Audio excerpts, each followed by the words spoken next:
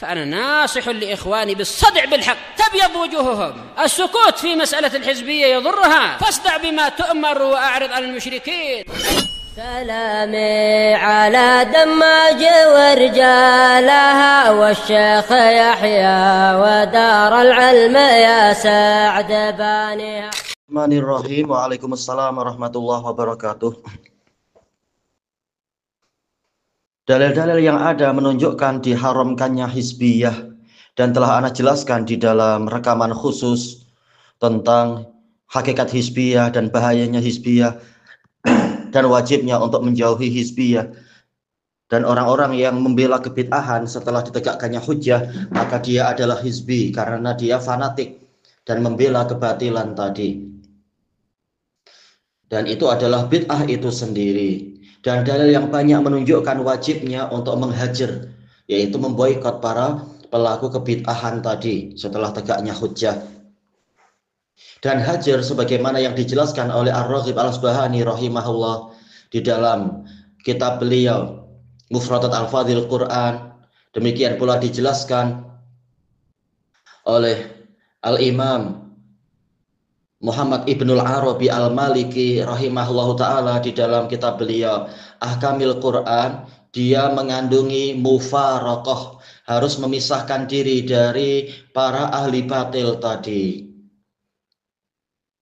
Maka mestinya kita tidak tinggal di lingkungan mereka. Juga Al-Alamah Abul Hasan Al-Ash'ari rahimahullah di dalam kitab Al-Ibanah an Usulid Diyanah, beliau telah mengatakan wa nara mufaraqata kulli da'iyatin ila bid'ah. Kami berpandangan yang sesuai dengan dalil tentunya, dan ini memang sesuai dalil. Mufaraqata kulli da'iyatin ila bid'ah, untuk memisahkan diri dari setiap penyeru kepada kebid'ahan. Dan jelas orang-orang roja mereka menyeru kepada kebid'ahan, menjadikan maksiat, menjadikan dosa besar sebagai metode dakwah. Nah, ini adalah bid'ah. Niatnya bukan untuk keduniaan, ini adalah niatnya untuk keagamaan, dan ini menjadi bid'ah. Karena wasailud dakwah adalah tauqifiyah. Sarana-sarana dakwah adalah harus mengikuti dalil, tidak masuk kepada maksiat-maksiat diniatkan dengan dakwah, sementara dakwah adalah ibadah, maka itu adalah bid'ah. Belum lagi jelas orang-orang roja mereka itu dulunya mereka itu adalah orang-orang sururiyun yang insya Allah ikhwah-ikhwah yang belajar lama dulunya tahun kurang lebih 94, 95, 96, mereka tahu bagaimana gigihnya orang-orang itu untuk membela sururiyah. Ketika sudah tidak mampu lagi untuk dibela, untuk membela mereka, tahu-tahu mereka berubah menghantam para sururiyun, tetapi tidak mau mengakui mereka dulu adalah sururiyun itu sendiri. Mereka tidak memenuhi syarat-syarat taubat. Maka yang seperti ini harus ditinggalkan.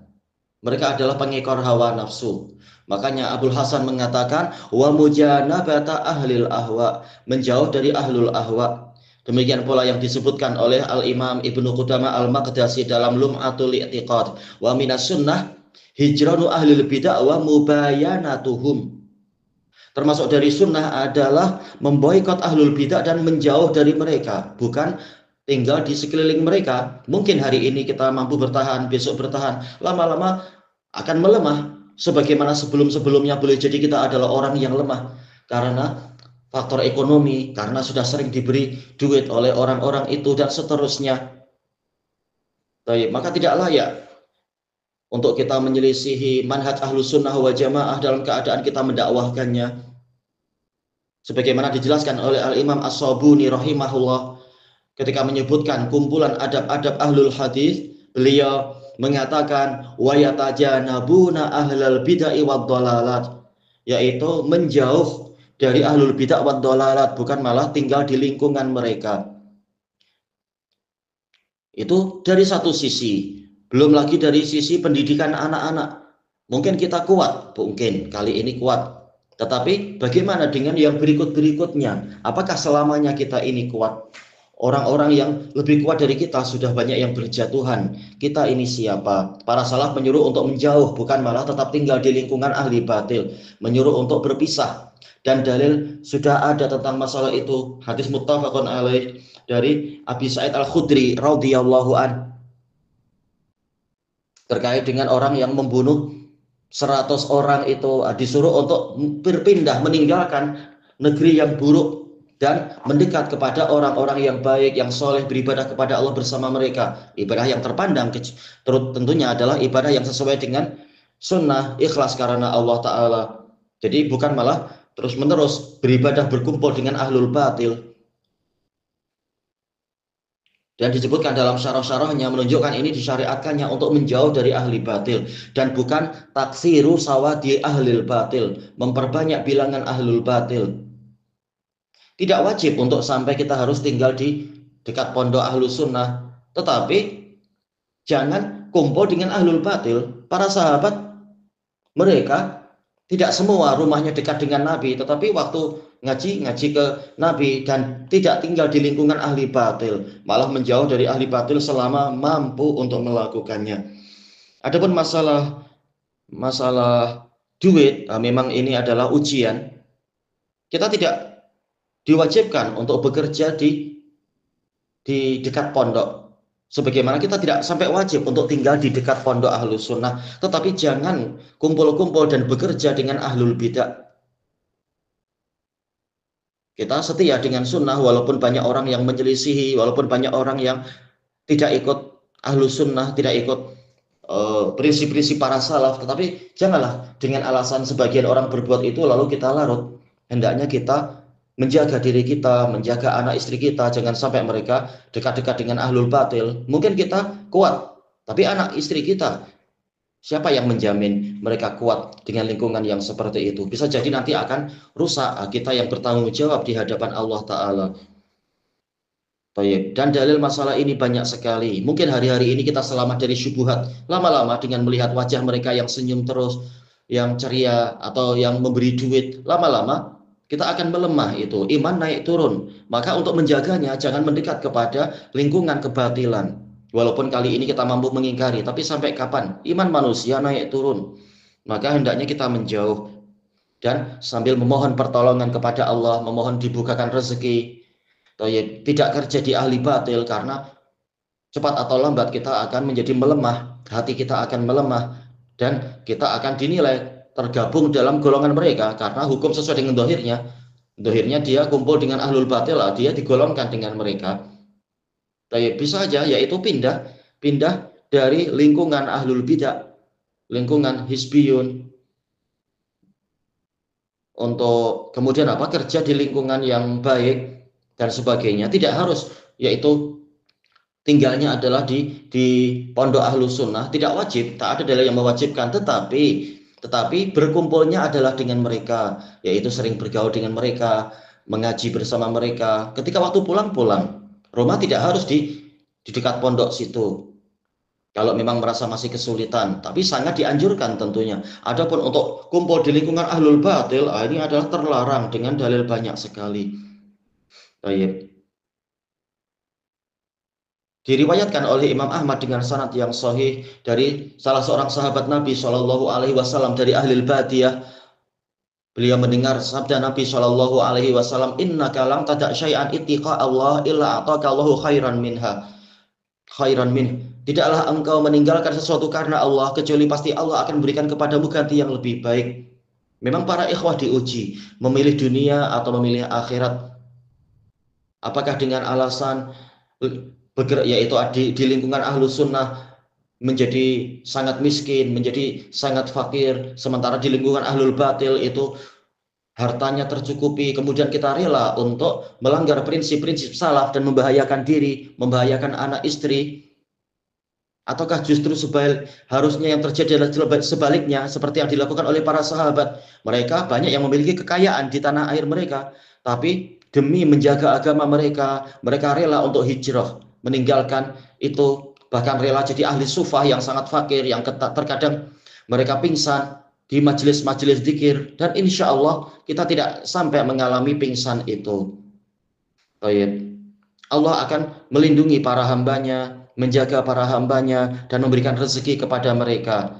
Baik. Insya Allah rezeki itu banyak bagi orang-orang yang ikhlas lillahi ta'ala. Rezeki yang baik, bukan rezeki yang dicampuri dengan bahaya-bahaya. Bukan rezeki yang buruk-buruk, tetapi rezeki yang baik insya Allah. Tayyib. Allah Subhanahu wa Ta'ala telah menyebutkan di dalam firman-Nya, dan kalamullah pasti hak. Wa may yuhajir fi sabilillah yajid fil ardi muraghaman katsiran wa sa'ah. Barang siapa berhijrah di jalan Allah, dia akan mendapatkan di bumi itu muraghaman katsirah. Muraghaman katsirah. Ada beberapa makna, di antara maknanya yang dirojihkan oleh Imam Ibnul Qayyim rahimahullah, yaitu kita mendapatkan kebaikan yang banyak yang membuat para musuh Allah itu benci. Semakin kita mampu membuat musuh Allah benci dan jengkel, maka semakin besar pahalanya. Wasa'ah, dan akan mendapatkan kelapangan. Hatta walaupun kita sampai mati kelaparan, tidak akan sia-sia insya Allah. Allah Ta'ala melanjutkan, wa may yakhruj min baitihi muhajiran ila Allahi wa rasulih summa yudrikhul maut faqad waqa'a ajruhu ala Allah wa kana Allahu ghafurar rahima. Barang siapa keluar dari rumahnya dalam keadaan berhijrah ke jalan Allah, berhijrah kepada Allah dan Rasulnya, kemudian dia didapati oleh kematian, disusuli oleh kematian, maka sungguh pahalanya telah pasti dijamin oleh Allah, menjadi tanggungan Allah, dan Allah Maha Pengampun lagi Maha Penyayang. Baik, maka hendaknya meniatkan untuk menjalankan konsekuensi dari ajaran para salaf, konsekuensi dari dalil-dalil yang ada, persiapkan untuk berpindah, persiapkan untuk tengok, yaitu lihat survei di wilayah sana atau di lingkungan-lingkungan yang lain yang mungkin untuk berniaga, menjual ayam goreng, ayam crispy atau yang lainnya, demi menjaga diri, yaitu rela meninggalkan godaan-godaan duniawi dari hizbiyun, rela meninggalkan itu semua karena Allah. Allah tidak akan menyia-nyiakan insya Allah. Kalau Allah memberikan rezeki pada orang kafir dan pada ahli batil, apakah Allah akan menyia-nyiakan orang yang setia kepadanya? Kalaupun kita miskin, banyak yang lebih miskin dari kita. Rasulullah SAW dan kebanyakan para sahabat, antum sendiri tahu dalam sejarah bagaimana kehidupan mereka sehari-hari. Insya Allah kita tidak sampai mengalami yang seperti itu. Wallahul musta'an. Memang ini ujian, memang dunia ini ujian. Ad-dunya sijnul mu'min wa jannatul kafir. Dunia adalah penjara bagi orang mukmin dan surga bagi orang kafir.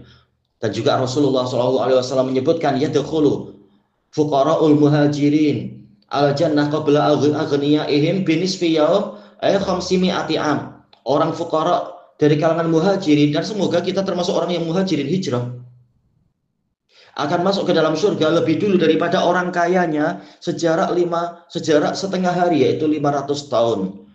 Tayyib, bersabar beberapa lama di dunia ini sebentar saja untuk mendapatkan kemenangan dan kekayaan serta kemuliaan yang tiada taranya di akhirat nanti, sebelum orang-orang kayanya masuk. Orang kayanya masih susah payah di padang mahsyar yang mengerikan menakutkan itu, susah payah untuk diperiksa harta bendanya dan sebagainya.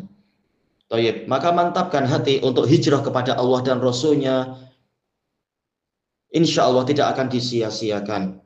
Tayyib, baca kitab Thariqul Hijratain karya Imam Ibnul Qayyim rahimahullah, dan baca juga kitab Zadul Musafir, Zadul Muhajir, yaitu Risalah Tabukiyah karya Ibnul Qayyim rahimahullah. Semoga Allah memberikan taufik pada kita semua. Wallahu a'lam, walhamdulillahi rabbil alamin.